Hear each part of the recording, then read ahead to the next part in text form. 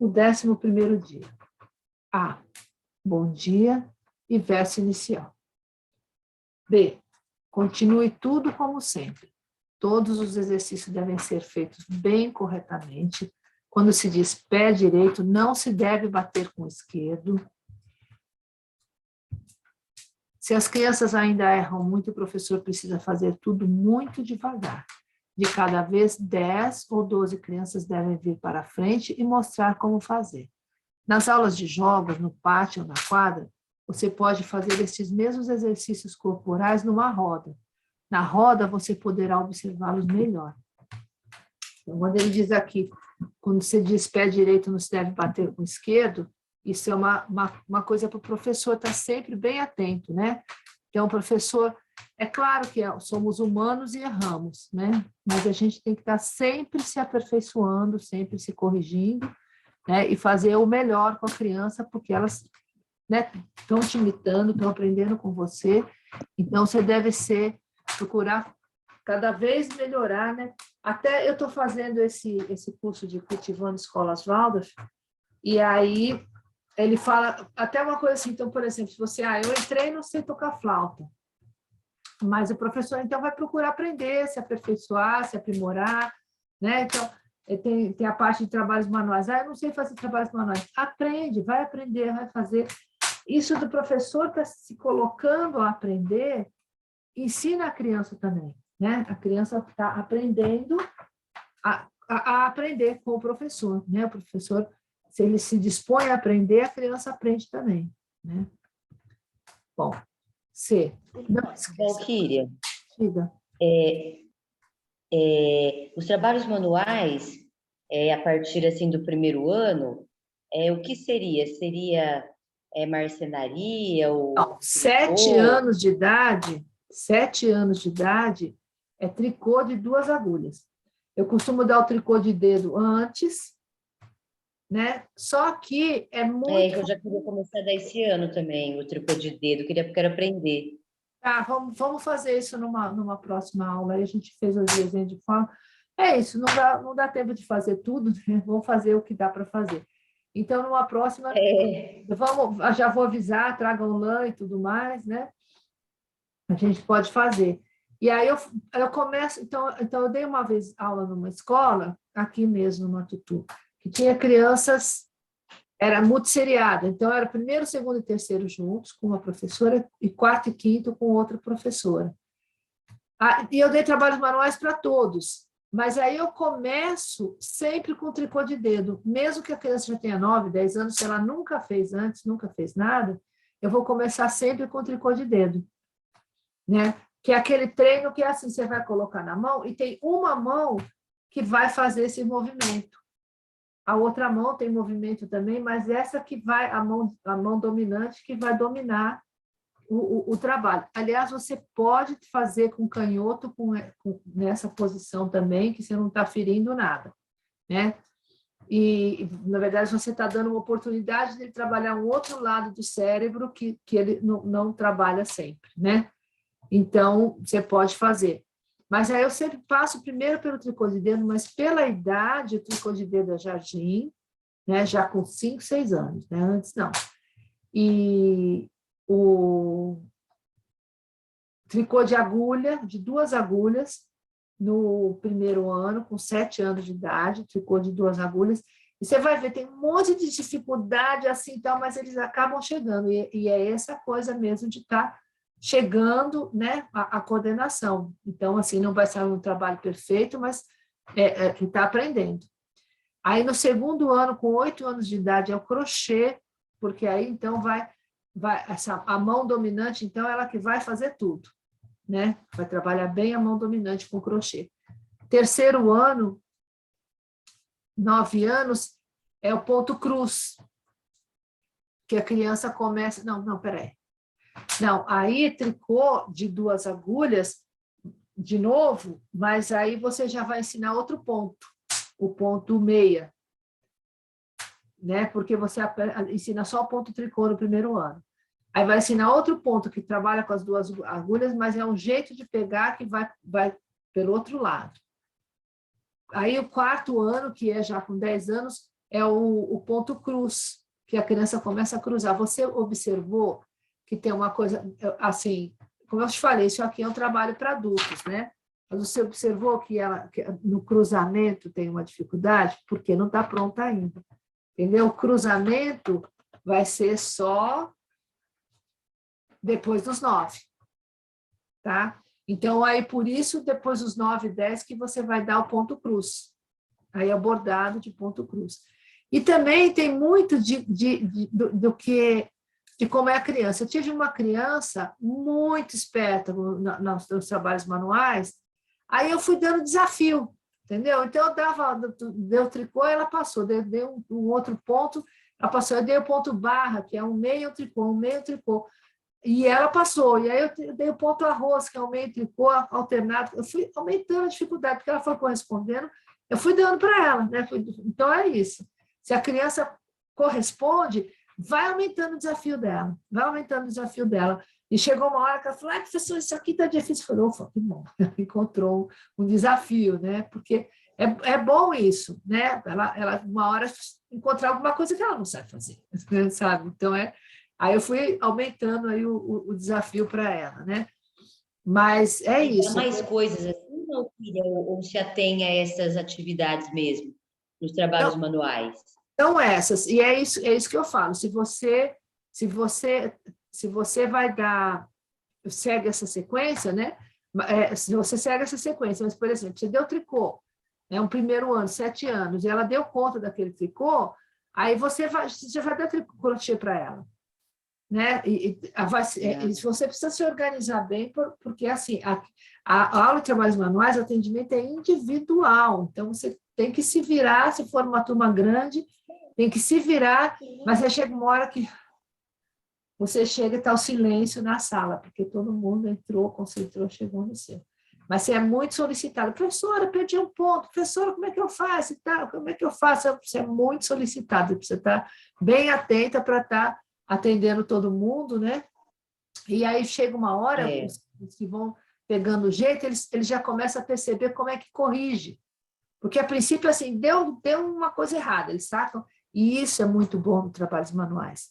Porque ninguém disse você errou. A criança ela vê que errou, sabe? Ela vê que errou, vê que precisa corrigir. E conforme vai pegando a mãe, ela começa a saber corrigir. Porque isso é muito comum, até gente grande, quando está fazendo, erra um ponto, escapou um ponto, fez uma coisa errada, às vezes você precisa desmanchar, mas precisa saber como é que é, o que é o trabalho, para você saber como corrigir, né? Então, ensinar trabalhos manuais é mais saber fazer.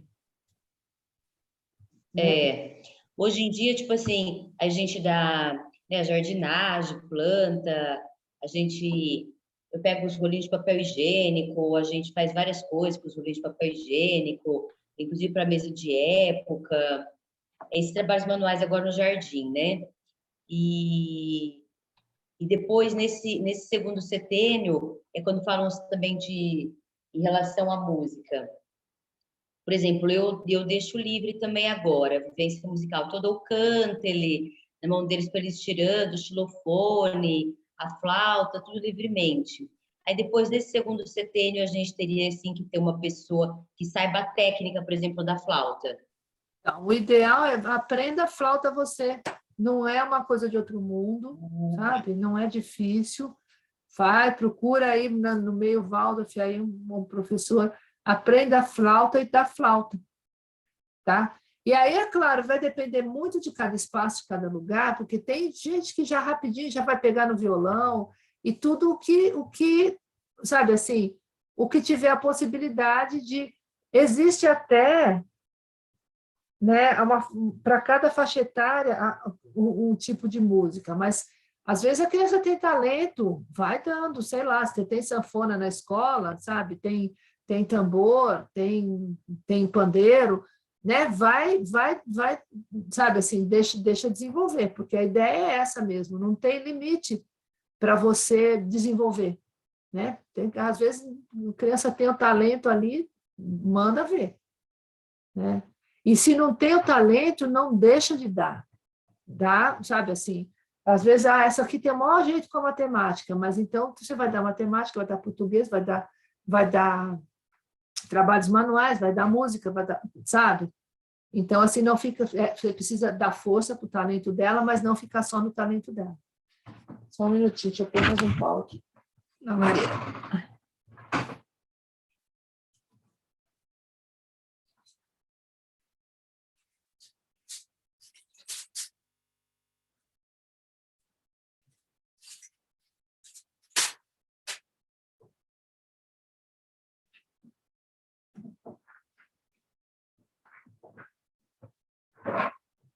Bom, prossigamos. Cadê seu gatinho? Está aqui dormindo, ó, um sono profundo aqui. Está vendo? Está no sono profundo.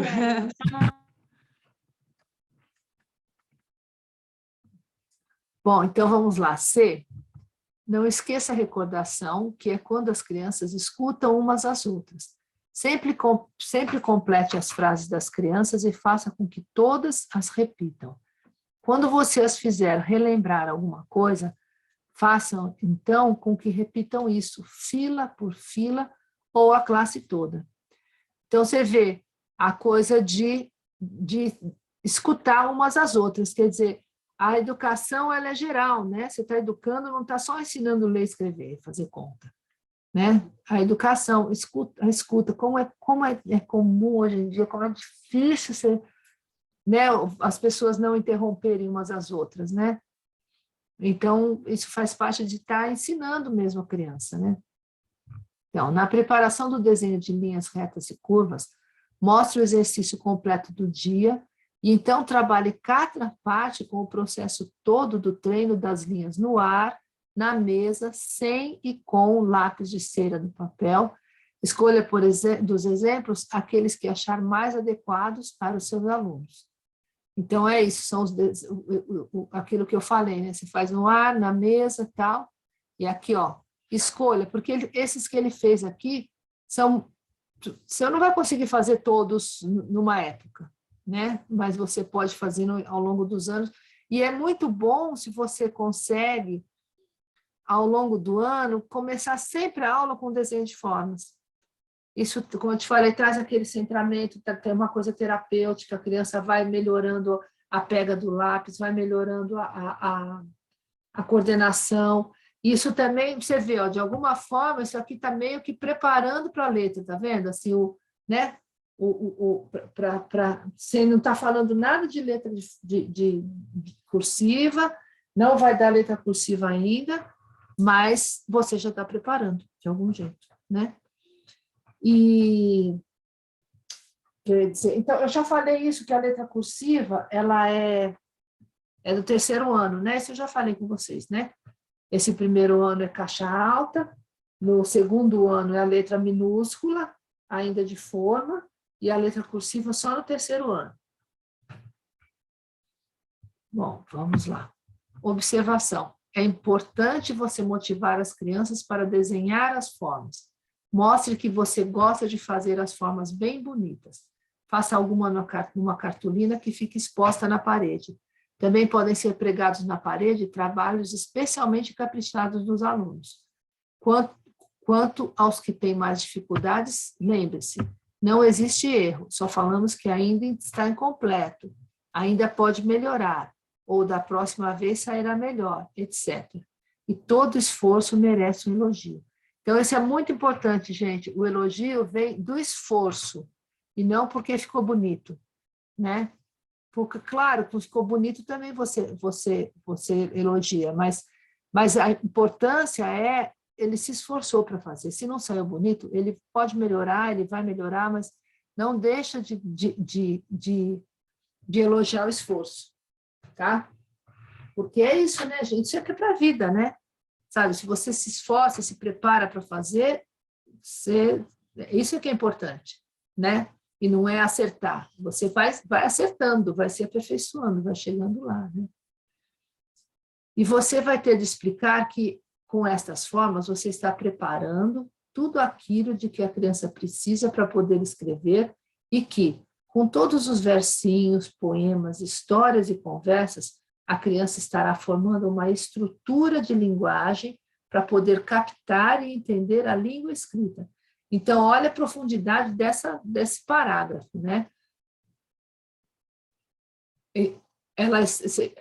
O desenho de forma está preparando tudo aquilo que a criança precisa para poder escrever e que com todos os versinhos, poemas, histórias e conversas, a criança estará formando uma estrutura de linguagem para poder captar e entender a linguagem escrita.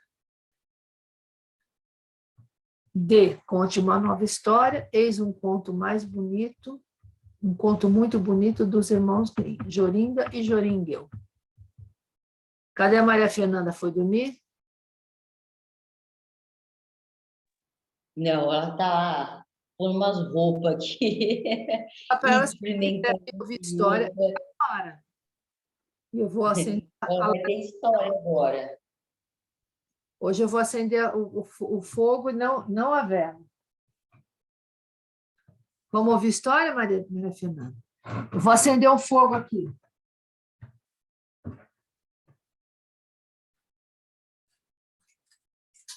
Muito bom!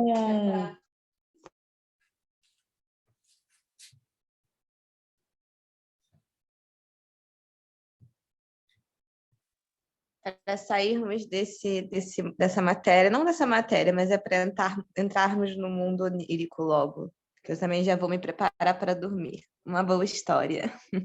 Ah, tá bom. Quem está aí, Rosana? Minha mãe ligou.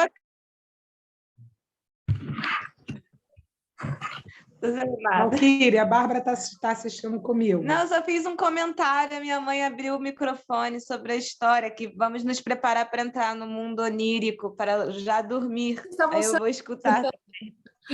Tá, eu tô acendendo um fogo aqui. Ó. Hoje, em vez da vela, eu tô acendendo um fogo na lareira aqui. Como é o nome do seu gatinho? Zig. Zig. Zig-zag. Oi, Fernanda. Acordou para ver ouvir a historinha para dormir de novo, né? É. Peraí.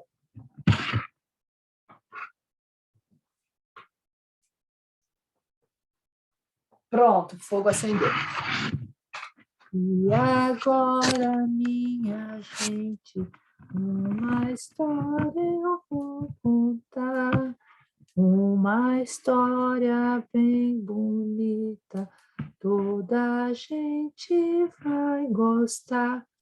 Tralala, tralala, toda a gente vai gostar.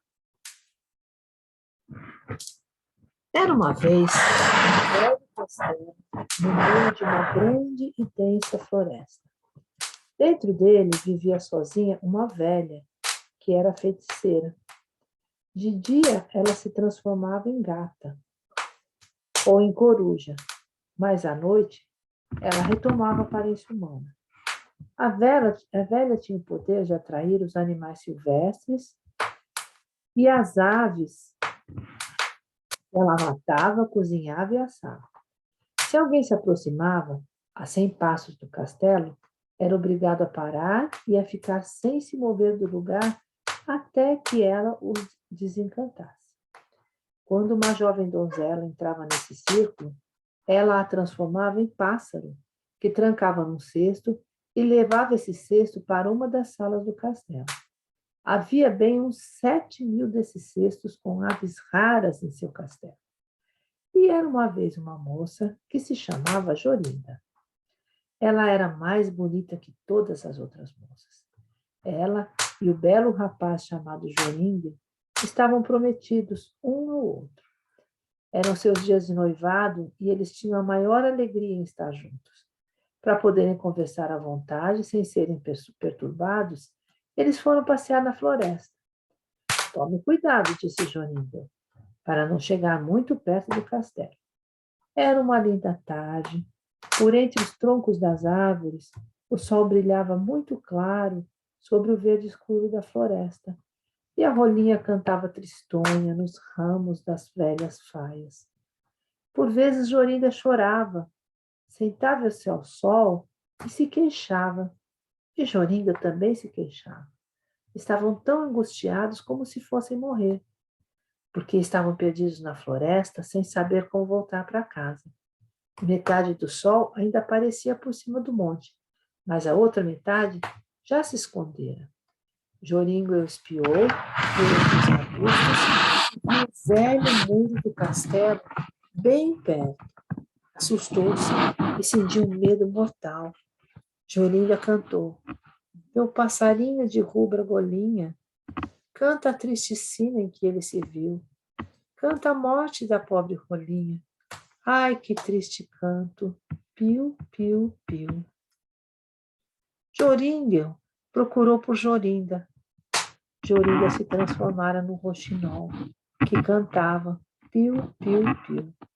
Uma coruja de olhos em brasa voou 3 vezes em volta dela e gritou 3 vezes: Chu, chu, chu. Mas Joringel não se podia mover, parado, imóvel como pedra, sem poder chorar, nem falar, nem mexer um braço ou perna. Agora o sol já se escondera. A coruja voou para dentro de um arbusto e logo em seguida saiu de lá uma velha toda torta, amarela e magra, de grandes olhos vermelhos e nariz tão recurvo que tocava o queixo com a ponta. Ela resmungou, apanhou o roxinol e levou-o embora na mão. Joringel não podia dizer nada e nem podia sair do lugar. O roxinol lá se fora. Finalmente, a velha voltou e disse com voz cavernosa: meus cumprimentos, Zaqueu. Quando a luazinha brilhar no cestinho, esteja livre, Zaqueu, em boa hora. E Joringel ficou livre. Ele caiu de joelhos na frente da mulher e implorou que lhe devolvesse Jorinda. Mas ela disse que nunca mais ele a teria de volta e foi-se embora. Ele chamou, chorou, lamentou-se, mas tudo em vão. Joringel pôs-se a caminhar e acabou chegando a uma aldeia desconhecida. Ficou ali muito tempo como pastor de ovelhas. Muitas vezes ele rodeou o castelo, mas sem chegar muito perto. Finalmente, certa noite, sonhou que encontrara uma flor rubra como o sangue, com grande e linda pérola no meio. Colheu a flor e foi com ela para o castelo. Tudo o que ele tocava com a flor ficava livre do feitiço. Ele sonhou também que se desencantara e recuperara sua Jorinda. De manhã, quando acordou, começou a procurar por montes e vales uma flor como aquela. Procurou até o 9º dia, que foi quando encontrou, de manhã bem cedo, a flor rubra como o sangue.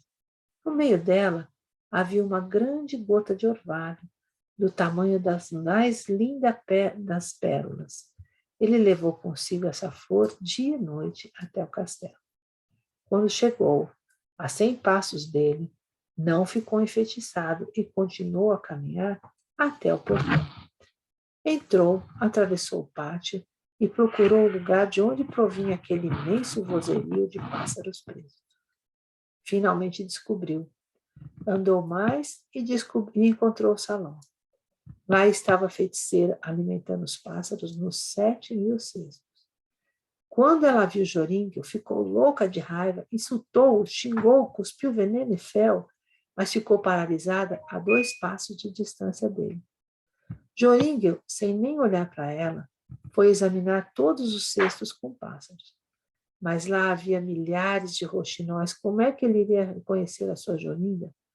Enquanto assim procurava, reparou que a velha pegara disfarçadamente um cestinho com um pássaro e corria com ele para a porta. Joringel alcançou-a de um salto e, com a flor, tocou o cestinho, e a velha também. Então, esta perdeu todo o poder de fazer bruxarias. E Jorinda apareceu, linda como antes, e atirou-se nos braços do seu noivo. Então, ele desencantou todos os pássaros, devolvendo-lhes a forma de jovens donzelas, e voltou para casa com sua Jorinda. E os dois viveram alegres e felizes por muito, muito tempo. um passarinho. Uau, E a história acabou. uau, uau, uau, uau. Obrigada, Que querida. lindo, que linda essa rosa. Nunca vi uma banana. Então, boa Uma noite. ótima noite. Comendo uma banana antes de dormir, esse aqui é estômago bom. Exatamente. Boa noite, Maria Fernanda. A Bárbara já está dormindo. Boa noite. Boa noite, senhora. É tão gostoso, Valquíria, que deu soninho aqui, hein? Não é? É, contar história é gostoso contar de noite mesmo, né? Na hora de dormir mesmo. Isso é engraçado, incrível, eu vou compartilhar com vocês, que a Bárbara é uma contadora de história. Conforme você foi contando, ela adormeceu. Ai, que ótimo!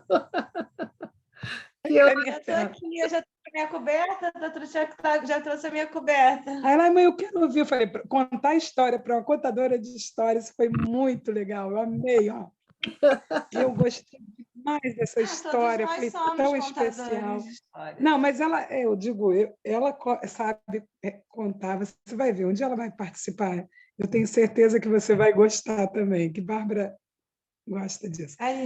A música, você também. A gente fez uma música do João e o Pé de Feijão. E a minha mãe toca o violão e canta também. Olha, eu fiz o que você falou. Nós não sabemos, não temos como convocar uma pessoa que toque, pega o violão e sai arranhando. Isso, Mas Severino tem que ir sai aprendendo. Isso é o professor Waldorf, sabe? Vai aprender. É isso. Boa noite, queridas. saudade Beijo. de vocês. Um beijo. E beijo no Zig, né? Zig, Zig, tá? Ele está dormindo profundamente aqui, ó. não Nem tem dá pra... problema. Ele já tá igual a Bárbara. Tchau, gente.